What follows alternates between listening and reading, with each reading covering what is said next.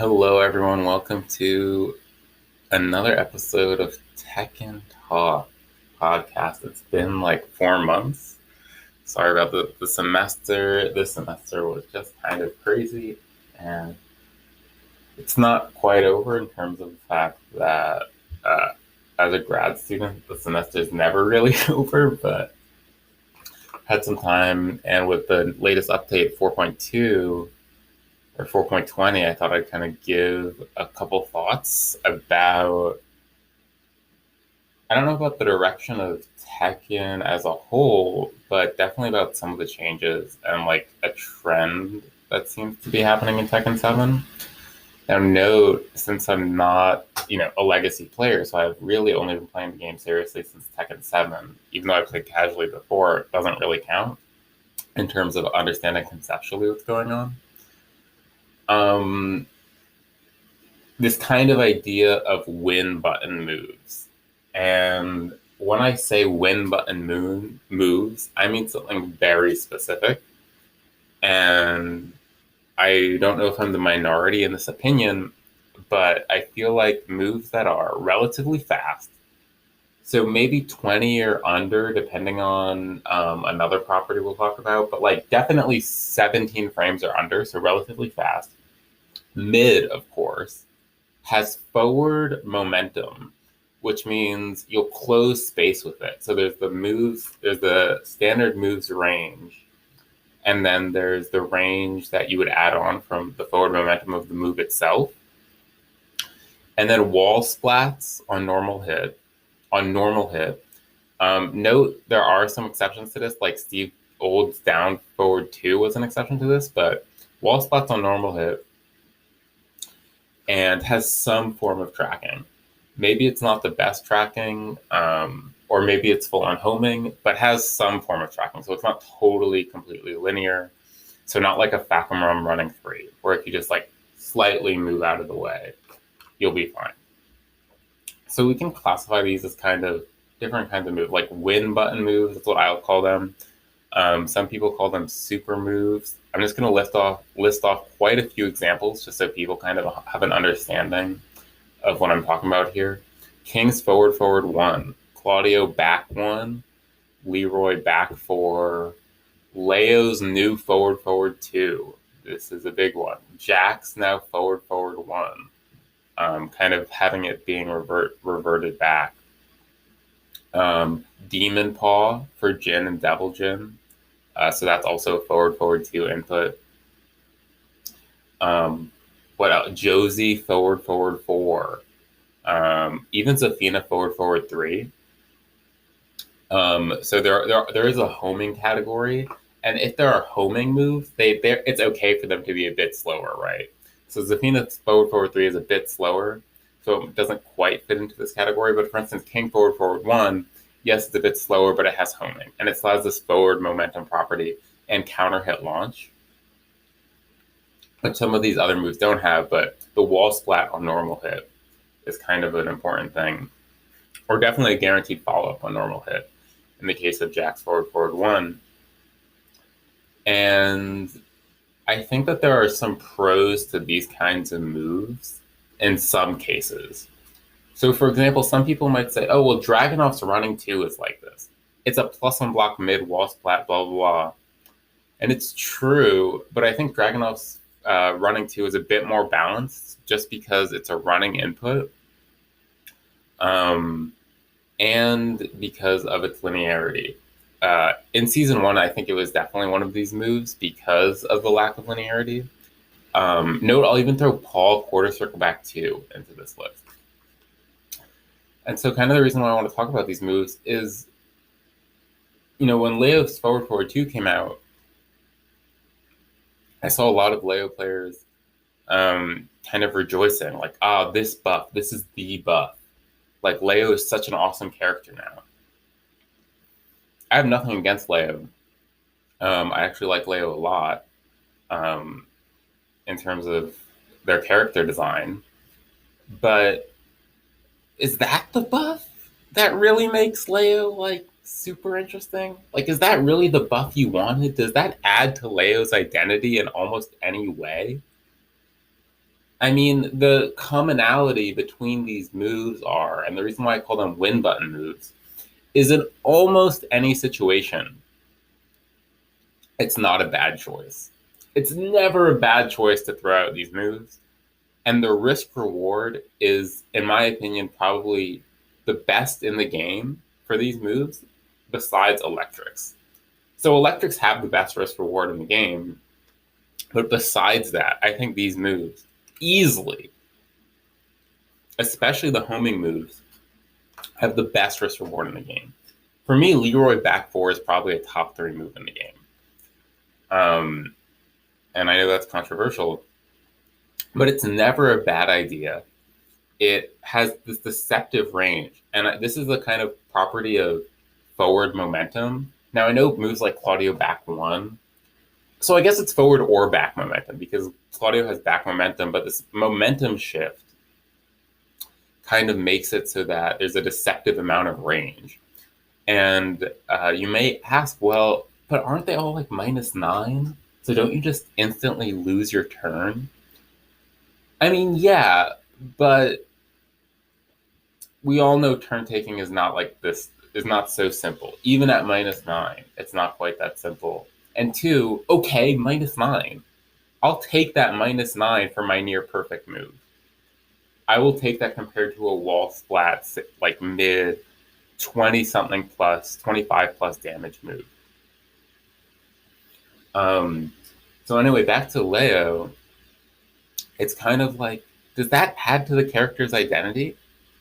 I mean, it does, but is it in a good way? Does it add to the character's like uniqueness in terms of mechanics? Because at this point, a lot of characters are starting to get these kinds of moves, and it's like, as a Leo player, do you really want to just have this move you can always throw out? And it's just like always, or at the wall, it's like almost always the right decision if you're going for a mid. And I'm not trying to attack Leo players or anything. And if that is what you want, that's fine. I understand that. But for me personally, these moves, I think if you just take them out of the game, the characters become a lot more interesting, I guess, or a lot more, if not interesting, exciting. Because let's look at King, for example. Take away King's forward one for a second. I know he still has like, what is it, back four, the homing move where he kind of jumps. But take away King's forward one for a second. And just imagine how much more varied King's gameplay has to be to really get in on the opponent to kind of do what he wants. Yes, he has forward neutral too, and down forward 2-1, and those are still going to be his main tools. But the second you take away forward one, you can just imagine you have to use a lot more of the move list. You can never, especially in tournament, these moves really shine in tournament. Like if you think back to the Majin JDCR match at Evo, there's a moment where Majin just does like 3 or 4 forward ones, and it's just like there was zero risk involved in that. And I'm not saying I feel bad for JDCR, but it's just like, if every character had a move like that's all you would see. Kind of my nightmare situation is like a King doing a forward one, and then a Leroy playing doing a back four, and then just exchanging this and mixing that up with lows. I think these moves really encourage the idea of like just a simple rock, paper, scissors-esque kind of play style. And yeah, for me, it's not the best. Even Demon Paw. Does anyone think Jin needs Demon Paw? Like, get out of here if you think Jin needs Demon Paw, or if it really attributes to how cool he is as a character. All it does is give you a safe wall splatting mid with pushback, by the way, at the wall, which is unnecessary. And think about, in my opinion, how much more interesting the mind games would be is Jin has to use down forward 1-3 or down forward 1-4, down forward 1. Yeah, that kind of mix up at the wall if he wants to get a wall splat. Or even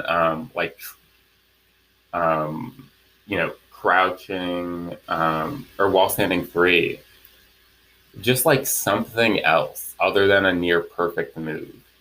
Even though I understand that has some linearity, it doesn't take away from the strength of the move. And so having Leo have one of these moves now, I'm not saying Leo in particularly should lose this move. I think all characters who have this kind of move should lose it. So Josie forward, forward, four even. I think that should be gone. Jack's forward, forward one, like the reversion, it just seems a bit obnoxious, in my opinion, to go back to such a powerful mid move. I feel like I'm kind of just rambling, so I'm going to take a break here and we'll be back with a different topic. We're back, and this time we're going to be on a positive note, as opposed to the first half, which might have been kind of negative. And that is just that, is Tekken 7 at its most balanced point?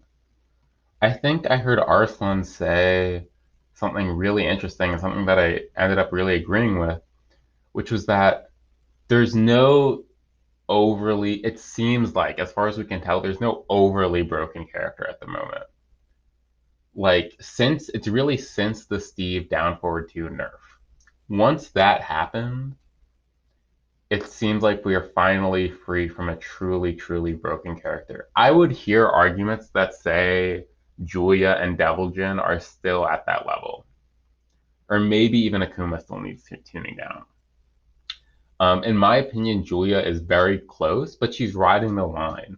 And by like god tier, like truly broken characters, I mean like the state Leroy used to be in, the state Fakaram was in, season 2 Steve, like season 1 Kazumi, like these just season 2 Geese, or season 3 Geese even, just like these clearly separated from the rest of the cast in terms of strength based on both the damage, safety, and just having some ridiculous moves. And I think Steve's down forward too, and I know this kind of goes against what we just talked about in the first half, where I was saying, these really powerful moves are starting to fill up the cast. But the fact that Steve lost probably the best one, and Steve already being an amazing character, I think that kind of leveled the scale. That was like the moment where Tekken was probably at its most balanced point.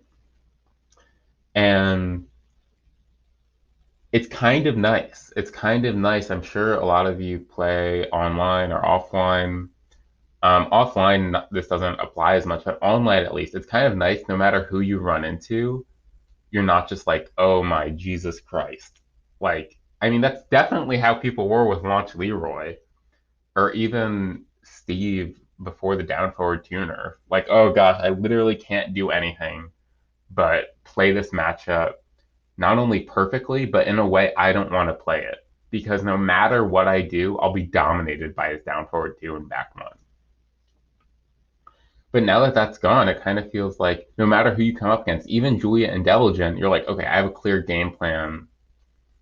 Okay, maybe the more I say Julia, the less I think Julia. But at least with the whole cast, you should be feeling pretty confident against any matchup. And if you don't feel confident in the matchup, at least now, until proven otherwise by offline tournaments, it's probably just because of the lack of experience in the matchup. But based on the way the balancing is, it seems like as long as you're experienced against every matchup, it's any character is pretty much on the same playing field. I mean, Gigas, Hazor Metal, by the way, in Japan, he's using Gigas at ICFC Wednesday nights. He's just destroying everyone with Gigas. And the ICFC tournaments, I think, have been great because they've just been filled with so much character variety. And I think that they've been really showing off the balance of this game. Obviously, they're not showing it off as much as offline events. But I mean, no, I think the game's in a really good place. I think everyone just wants to get back to offline to really experience how good a state the game is in. Because you don't really know how powerful characters are until the offline scene comes back, but it really seems like it's in its most balanced state. And it seems like we're just one online patch away fixing the netcode, really getting Tekken to its best point ever. And I'm hoping at E3, or not at E3 because they just released the patch, so probably not, but down the line, maybe in January, they announce a season 5. And the season 5 has no characters, no new characters. What does the season 5 have? It has 2 new stages, a tutorial mode, and a commitment to online in terms of not only netcode, but transparency in terms of what's going on. How come online deteriorates after patches sometimes? Just say, like, oh, we're going to have an online live forum where you can report your online issues and we will be updating you. Maybe not monthly, but maybe bi-monthly about the state of the online environment. We have our engineers, on those forums. You can ask them questions. Something like that would be really sweet. I highly doubt it's going to happen because, of course, they're probably going to release characters like, ooh, more character money. But stages, a tutorial, and a commitment to online would just be like so beautiful.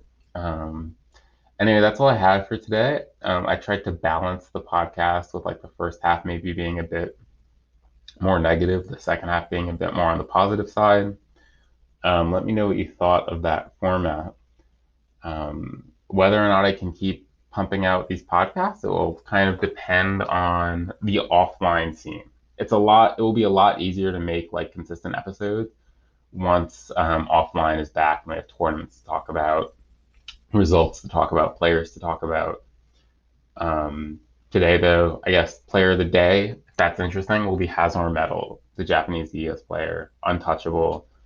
I mean, Yojin Boy and other Japanese Gigas, they're like just dominating ICSCs recently, and it's been really interesting. Also, shout outs to Lowhigh. Maybe he gets third place this week for just using Steve. I really want someone to make like a meme of Hira saying like, "Oh, Steve's nerf, my life is ruined" or whatever, and then just like a compilation of Lowhigh winning tournaments with Steve after the patch.